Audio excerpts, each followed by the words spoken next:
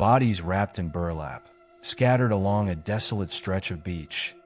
A sprawling search for a missing woman that uncovers one of the most unsettling mysteries in recent history. This is the story of the Gilgo Beach Murders, a case with more questions than answers. And tonight, we'll be diving deep into the chilling details. The mystery of the Gilgo Beach Murders began on a cold May night in 2010. Shannon Gilbert, a 24-year-old woman from Jersey City, New Jersey, had vanished. Her last known location? Oak Beach, a secluded, sleepy community on the southern shore of Long Island. Shannon worked as an escort and had been visiting a client, but something had gone horribly wrong as Shannon's last moments were chaotic. At 4:51 a.m., she frantically dialed 911. In her call, she could be heard telling the dispatcher, "They're trying to kill me." Her cries echoed through the recording, a haunting plea for help. Shannon fled from the house she was visiting, running through Oak Beach, knocking on neighbors' doors, screaming for someone to save her. But she vanished into the darkness, her cries swallowed by the stillness of the Long Island night. Days turned to months with no sign of Shannon. Her family clung to the hope that she might be alive somewhere. But as police conducted a more extensive search of the area, they stumbled upon something unexpected. They didn't find Shannon, but they did find 4 other women. In December 2010, police uncovered 4 sets of human remains near Gilgo Beach, just a few miles from Oak Beach. These bodies were not buried but laid out in a hauntingly deliberate way, wrapped in burlap. The women were later identified as Melissa Barthélemy, Maureen Brainerd Barnes, Megan Waterman, and Amber Lynn Costello, all of whom were sex workers who had gone missing over the previous 3 years. This discovery changed everything. What started as a search for a missing woman had turned into a hunt for a serial killer. And this wasn't just any killer. This was someone methodical, organized, and terrifyingly skilled at evading capture. The media quickly dubbed the perpetrator the Long Island serial killer. The killer's preference for wrapping his victims in burlap gave investigators and the public a disturbing hint of his calculated approach. This wasn't random violence. It was something far darker, more planned. The discovery of 4 bodies prompted a sweeping investigation across the area. But as detectives scoured more ground along the parkway near Gilgo Beach, they uncovered 6 additional sets of remains. Among them were dismembered body parts, indicating that this killer's methods were as varied as they were gruesome. Some victims' remains had been scattered across different sites, suggesting a twisted sense of possession over the bodies. One of these newly found remains was identified as Jessica Taylor, another young woman who had vanished years before. But there were other remains that presented an even deeper mystery. The remains of a toddler, found near the remains of a young Asian man dressed in women's clothing, raised new questions. Was this killer targeting only women, or was there a broader, more complex pattern? The FBI and experts on serial killers were brought in to profile the person responsible for this horror. According to experts, the killer likely lived in or near Long Island, with an intimate knowledge of the remote beach area where he disposed of the bodies. They described him as intelligent and organized, with an ability to blend into society unnoticed. The killer's use of burlap was also telling. Burlap bags are typically used by landscapers and hunters, suggesting he might have been someone with access to these materials, perhaps even a local fisherman or someone working in agriculture. But despite these hints, the profile did little to narrow down suspects. The Long Island serial killer remained elusive, a phantom that haunted the minds of investigators and the public alike. As each year passed, the pressure to solve the case mounted. The discovery of the remains had turned Gilgo Beach into a haunting place, with people traveling from across the country to glimpse the shoreline where so many lives were left to decay. Families of the victims held vigils, pleading for justice, while the killers seemingly vanished into thin air. One of the most sinister elements of the Gilgo Beach case was the taunting calls received by the family of one of the victims, Melissa Barthélemy. After Melissa's disappearance, her younger sister received a series of disturbing calls from someone claiming to know what had happened to her. The caller mocked her, asking if she'd like to know what her sister was doing and making veiled references to Melissa's last moments. Police traced the calls to crowded locations in Manhattan, suggesting the killer was not only organized but brazenly confident. He was playing a cat-and-mouse game with investigators, sending a chilling message to the family and law enforcement alike. Over the years, law enforcement poured resources into solving the case. Multiple agencies, from the Suffolk County Police Department to the FBI, joined forces to try to catch the killer. But the case was plagued by dead ends and procedural issues. One of the major issues was the handling of Shannan Gilbert's case. Her family believed she was another victim of the Long Island serial killer, but the Suffolk County Police initially disagreed. They insisted her death was unrelated, possibly due to drowning.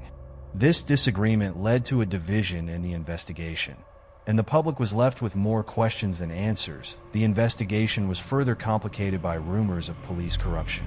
Some speculated that certain officers might have even hindered the case, whether intentionally or due to incompetence. The then police chief, James Burke, was later jailed for unrelated charges. Casting a shadow over the police force's handling of the case, the lack of evidence made identifying suspects nearly impossible, but several names did surface. One suspect was a local resident named Joseph Brewer, the client Shannan Gilbert had visited the night she disappeared.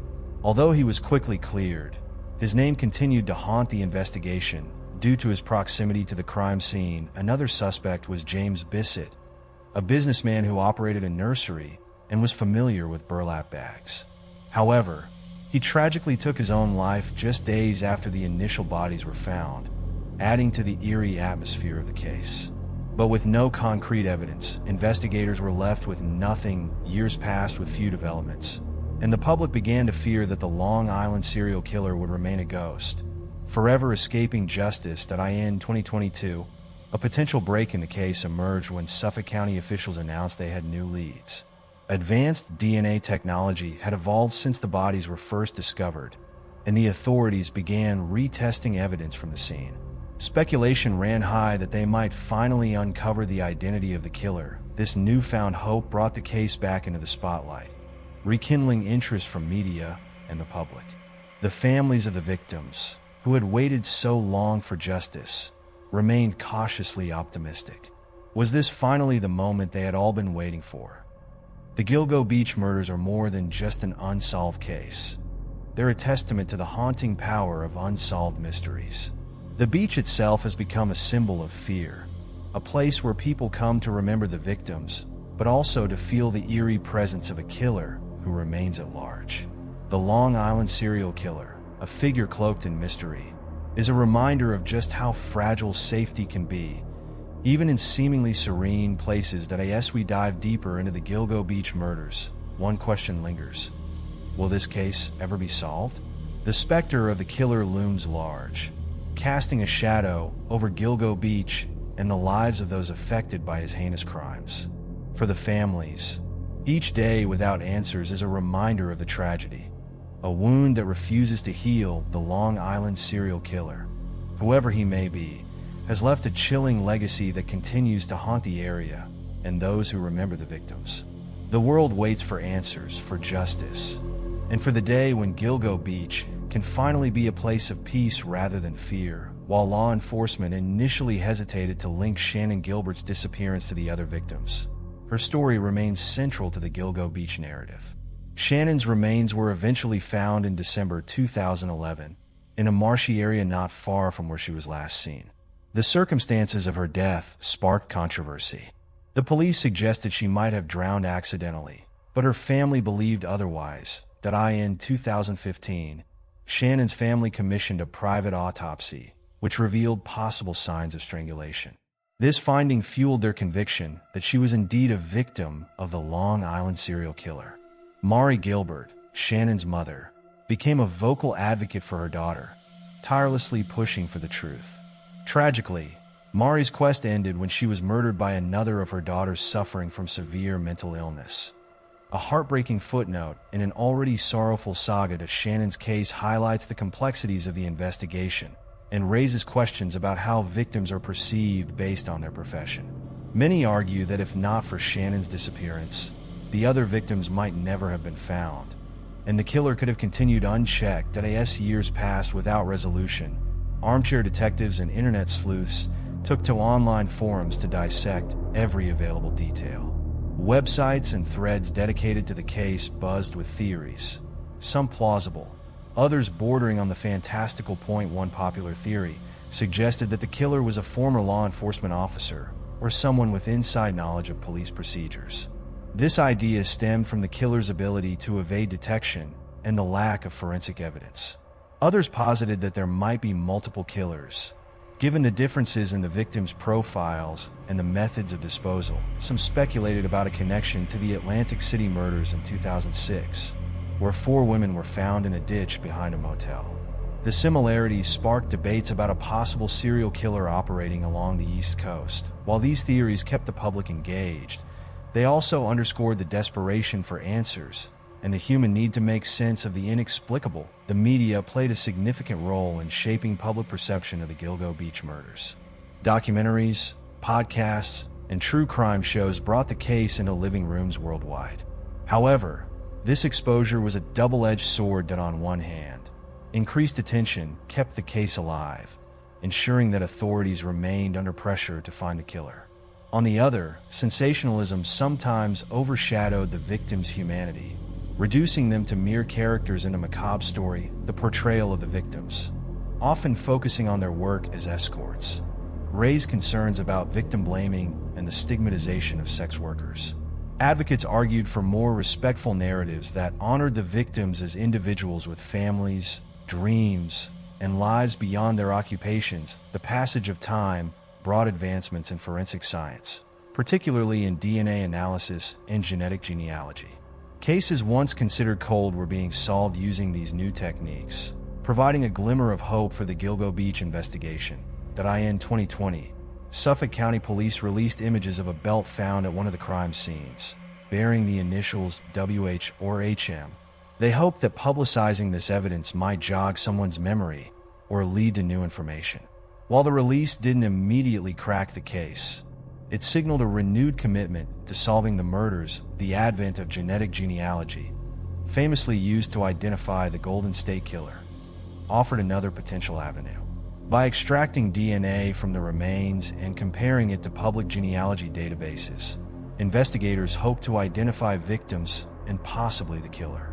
Indeed, one of the unidentified victims, previously known as Jane Doe No. 6, was identified in 2020 as Valerie Mack, a 24-year-old woman from Philadelphia who went missing in 2000. These breakthroughs demonstrated the power of technology in modern investigations and rekindled hope that the Long Island serial killer's identity might finally be uncovered. Beyond the headlines and police reports lies the impact on the local community. Residents of Oak Beach and Gilgo Beach found their quiet enclaves thrust into the spotlight. The knowledge that a serial killer had operated in their midst sowed seeds of fear and distrust. Some locals reported feeling under siege by the media and outsiders drawn to the case. Property values were affected, and the area's reputation was tarnished. Community meetings became tense as residents grappled with the dual desires for privacy and the need to assist in the investigation. The psychological toll was significant. For years, people looked over their shoulders, suspicious of neighbors and wary of strangers. The sense of safety that once permeated the close-knit communities was irrevocably altered. The Gilgo Beach case prompted introspection within law enforcement agencies. The initial reluctance to connect Shannon Gilbert's case with the other victims raised questions about biases towards certain victim profiles. Critics argued that if the victims had been from different backgrounds, the urgency and approach might have differed. In response, police departments began re-evaluating their procedures for handling cases involving vulnerable populations, including sex workers and marginalized individuals. Training programs were implemented to address implicit biases and improve community relations. The case also highlighted the importance of interagency cooperation. Jurisdictional boundaries had hindered the flow of information between departments. Moving forward, law enforcement agencies emphasized collaboration, understanding that predators often operate without regard for such boundaries. The Gilgo Beach murders tapped into a broader cultural fascination with true crime. As podcasts and documentaries proliferated, audiences hungered for in-depth explorations of unsolved cases. This phenomenon raised ethical considerations about the consumption of real-life tragedies as entertainment. While some content creators approached the subject matter with sensitivity, others were criticized for exploiting victim stories for profit. The line between raising awareness and sensationalism became blurred. Families of the victims sometimes found solace in the attention, hoping it might lead to tips or breakthroughs. However, they also faced the pain of reliving their losses repeatedly, their loved ones' lives dissected by strangers to be why sharing their stories. We honor their memories and remind ourselves that they were more than victims. They were people with hopes, dreams, and loved ones who continue to grieve. The ripple effect of the murders extends to the families who have endured years of uncertainty and sorrow. Their lives have been marked by unanswered questions and the burden of public scrutiny. Many have become advocates, not just for their loved ones, but for other missing and exploited individuals. They participate in awareness campaigns, support groups, and initiatives aimed at preventing similar tragedies. Their resilience in the face of unimaginable loss is a testament to the human spirit. They serve as a poignant reminder that behind every headline is a network of people forever changed. As we contemplate the Gilgo Beach murders, we are confronted with broader themes of justice and its elusiveness. The case forces us to question how society values certain lives over others, how systemic issues can hinder investigations, and how predators exploit societal blind spots. Justice, in this context, is multifaceted. It involves not only finding and prosecuting the killer, but also addressing the conditions that allowed the crimes to occur unnoticed for so long. It calls for empathy toward marginalized groups and a commitment to protecting all members of society equally. The sands of Gilgo Beach hold many secrets, whispered by the winds and carried by the tides. The Long Island serial killer remains a shadowy figure, a stark reminder of the darkness that can lurk beneath the surface of everyday life. As we conclude this deep dive into one of the most haunting unsolved cases of our time, we are left with a mixture of fear, sorrow, and a fervent hope that one day, the truth will emerge from the shadows. That if this journey into the depths of the Gilgo Beach murders has resonated with you, please consider sharing this video. Let's keep the memories of the victims alive and support the ongoing quest for justice. Stay vigilant, stay curious, and join us next time as we continue to explore the mysteries that shape our world.